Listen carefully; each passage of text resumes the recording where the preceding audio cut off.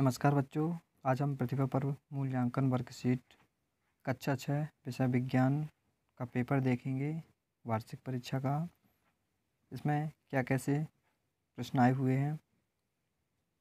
प्रश्न क्रमांक 1 है, रिक्त स्थानों की पूर्ति कीजिए। पहला है, अस्थियों की संधियाँ शरीर को गति में सहायता करती हैं। इसका दूसरा है, पौधे एवं जंतुओं में पाए जाने वाले विशिष्ट लक्षण जो उन्हें आवास विशेष में रहने योग्य बनाते हैं उद्दीपन कहलाते हैं। प्रश्न क्रमांक 3 है इसी का, 1 मीटर में 100 सेंटीमीटर होते हैं। चौथा है, एक स्विच जो परिपथ को तोड़ने के लिए उपयोग की जाती है स्विच कहलाती है। एक युक्ति स्विच कहलाती है। पाँचवा है, कागज एक चुंबकीय पदार्थ नहीं है। कौन सा पदार्थ नहीं है? चुंबकीय। प्रश्न क्रमांक 2 है, सत्य और असत्य बताना है। इसका पहला है, स्कर्वी रोग विटामिन डी के अभाव से होता है, ये गलत हो जाएगा। दूसरा है, तना मिट्टी में जल खनिज लवण अवशोषित करता है, ये गलत हो जाएगा। तीसरा है, अपारदर्शी वस्तुएं छाया बनाती हैं, ये सही हो जाएगा।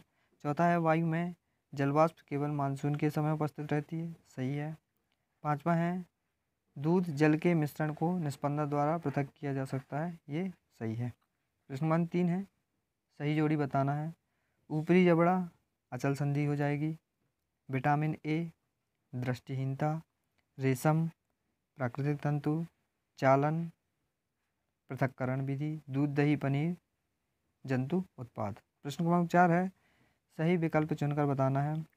जो जंतु केवल पौधे खाते हैं उन्हें क्या कहते हैं? सर्वाहारी कहते हैं, मांसाहारी कहते हैं, शाकाहारी कहते हैं। क्या कहते हैं? शाकाहारी। इसी का दूसरा है, वे पदार्थ जो अपने अंदर विद्युत धारा को प्रवाहित होने देते हैं क्या कहलाते हैं? क्या कहलाते हैं? चालक कहलाते हैं, रोधक कहलाते हैं, परिपथ कहलाते हैं। क्या कहलाते हैं? चालक। तीसरा है, पारदर्शी पदार्थ का उदाहरण है। क्या है? पहला है लकड़ी, दूसरा कांच, तीसरा कागज। क्या हो जाएगा इसका? कांच हो जाएगा। चौथा है, परिस्थिति तंत्र का अजैव घटक नहीं है, मृदा नहीं है, जल नहीं है, आवास नहीं है। क्या नहीं है? आवास नहीं है। पांचवा है, उत्क्रमित किए जाने वाले परिवर्तन का उदाहरण है। दूध से दही बनना, पीओपी का पानी मिलाना, रबड़ के छल्ले को खींचना। क्या नहीं है? दूध से दही बनना। प्रश्न क्रमांक 5 है, एक शब्द या वाक्य में उत्तर बताना है। ऐसे पोषक का नाम लिखिए जो हमारे शरीर की वृद्धि और अनुरक्षण के लिए आवश्यक है। क्या हो जाएगा? प्रोटीन तथा खनिज लवण। दूसरा है, पौधे के किस भाग में अंडाशय मिलता है? पुष्प। तीसरा है, एक प्राकृतिक जन तंतु का नाम लिखिए। क्या हो जाएगा? रेशम। चौथा है, आवर्त गति का एक उदाहरण लिखिए। सैटेलाइट का पृथ्वी के चारों तरफ का चक्कर लगाना। पांचवा है, कपाल की कौन सी अस्थि गति करती है? नीचे वाले जबड़े की अस्थि। छठवां प्रश्न है, अति संक्षिप्त प्रश्नों के उत्तर लिखना है। छठवां है, रुई तथा जूट पादप के किन भागों से प्राप्त होता है? फूल हो जाएगा। सातवां है, आवर्ती गति के 2 उदाहरण लिखना है, आवर्ती गति के। आठवां प्रश्न है, वाष्पन किसे कहते हैं? नौवां प्रश्न है, पत्ती का नामांकित चित्र बनाना है, पत्ती का, और उसमें दर्शाना है सब कुछ। प्रश्न क्रमांक 10 है, पंकित जल से किसी नमूने से आप स्वच्छ जल कैसे प्राप्त करेंगे? ये बताना है। प्रश्न क्रमांक 11 है, निम्नलिखित सूची से निर्जीव एवं सजीव वस्तुएं छांटकर लिखिए। हल निर्जीव हो गई, छत्रक निर्जीव, सिलाई मशीन निर्जीव, रेडियो निर्जीव, नाव निर्जीव, जल कुंभी पर क्या हो जाएगी? सजीव हो जाएगी। प्रश्न क्रमांक 12 है, पग या कदम का उपयोग लंबाई के मानक मात्रक के रूप में क्यों नहीं किया जाता? ये बताना है। इसका रीज़न ये है कि सभी के पग मतलब पैर की लंबाई मतलब समान नहीं होते, किसी के बड़े होते, किसी के छोटे होते हैं, इस वजह से। प्रश्न क्रमांक 13 है, चुंबक के कोई 2 गुण बताना है।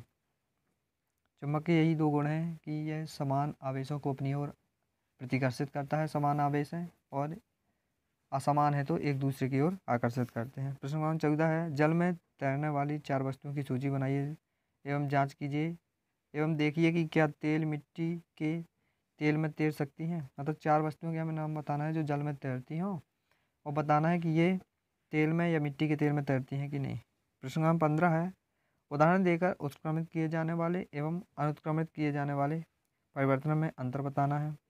प्रश्न क्रमांक 16 है, कैक्टस मरुस्थल में जीवन यापन के लिए किस प्रकार अनुकूलित है? कैक्टस नांगफनी का पौधा है जो, क्योंकि इसमें छोटी छोटी कांटेदार पत्तियां होती हैं जो पानी को संचित करती हैं, इस वजह से ये मरुस्थल में जीवन यापन कर लेती हैं।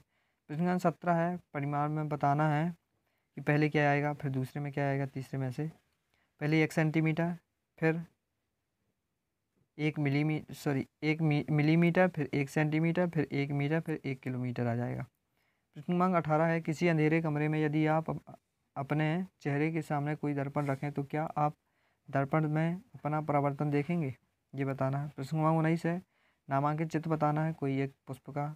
20 है, सजीवों के 5 लक्षण बताना है। सजीव गति करते हैं, सजीव क्या क्या करते हैं, ये बताना, 5 लक्षण कोई बताना है। प्रश्न क्रमांक 21 है, आपके घर में स्विच की मरम्मत करते समय विद्युत मिस्त्री रबड़ के दस्ताने क्यों पहनता है?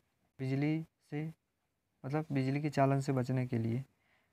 और भी लिखेंगे। 5 नंबर का है, प्रश्न क्रमांक 22 है, दिशा निर्धारण में कंपास का किस प्रकार प्रयोग होता है, ये बताना है। प्रश्न क्रमांक 23 है, राधा का घर और स्कूल के बीच की दूरी 3250 मीटर है, इस दूरी को किलोमीटर में व्यक्त करें।